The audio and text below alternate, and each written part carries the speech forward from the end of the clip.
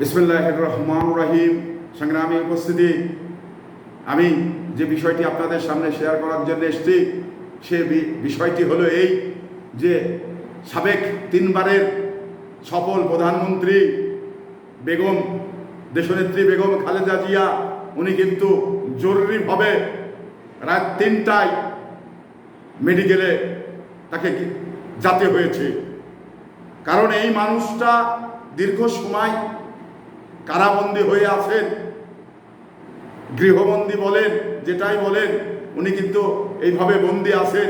আজকে চিন্তায় ভাবনায় সে এদেশের রাষ্ট্রীয় ক্ষমতায় 3বার ছিলেন, তারপরেও তাকে জেল খাটতে হচ্ছে একটি মিথ্যা মামলায়। এই বেদনায়, এই কষ্ট তাকে কুরে কুরে খেয়ে একেবারে শেষ করে দিয়েছে। কখন মেডিকেলে যাচ্ছেন, আবার বাড়িতে আসছেন, এই অবস্থায় তার কিন্তু দিন যাপন করতে হচ্ছে। সংগ্রামী উপস্থিতি, যে মামলাটা তার সাজা হয়েছে, এই মামলাটাই কোনো বাংলাদেশের প্রচলিত আইনে কখনো সাজা হয় না, হতে পারে না।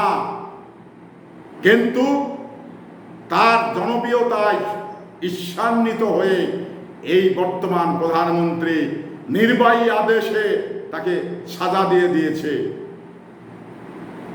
কারণ এটা নিয়ে অনেক ঘাটাঘাটি করে দেখা হয়েছে যে এই মামলাতে সে জামিনযোগ্য মামলা, তাকে কিন্তু আপিলে জামিন দেওয়া হচ্ছে না। এই যে আরেকটি জিনিস, তাকে জামিন দেওয়া হচ্ছে না, অথচ দেশের জনগণকে বোঝানোর জন্যে তাকে নির্বাহী আদেশে বাড়িতে থাকতে দেওয়া হয়েছে। তো মায়েক মেরে যে ঝিয়েক বোঝানো, এই জিনিসটাই কিন্তু বর্তমান প্রধানমন্ত্রী জনগণকে দেখাতে চাচ্ছেন।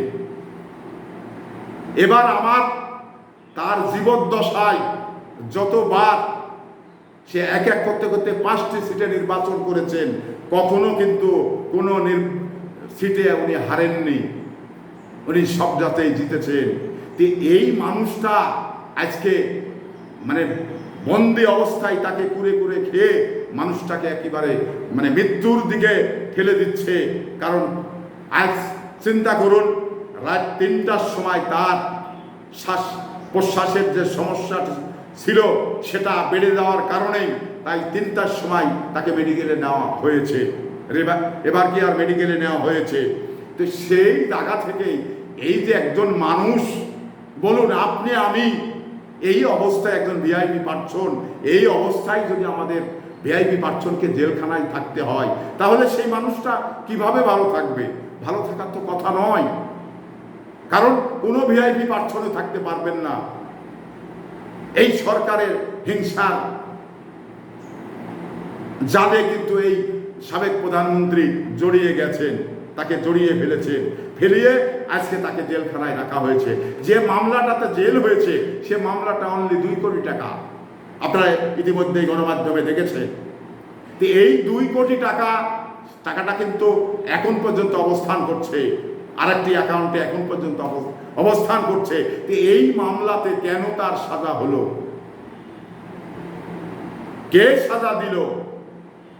কার অর্ডারে সাজা হয়েছে? এই বিষয়টি আপনাদের উপলব্ধি করতে হবে। শুধু একটি কারণে, এই জিয়া পরিবারটাই বাংলাদেশ থেকে ধ্বংস করার একটি যে পরিকল্পনা, সেটা বর্তমান প্রধানমন্ত্রী বাস্তবায়ন করতে চায়। কারণ জিয়া পরিবারের সঙ্গে বর্তমান প্রধানমন্ত্রী জনপ্রিয়তায় পারবে না, প্রধানমন্ত্রীর ফ্যামিলির কেউ এই জিয়া পরিবারের সঙ্গে জনপ্রিয়তায় পারবে না। একটাই শুধু কারণ, এই কারণেই বর্তমান প্রধানমন্ত্রী হিংসার জালে এই সাবেক প্রধানমন্ত্রী জড়িয়ে গেছে।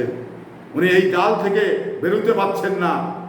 কারণ একাধিক সময় এই যে নির্বাচন করে জোর করে ক্ষমতায় থেকে এই জাল থেকে বের হওয়া যাচ্ছে না।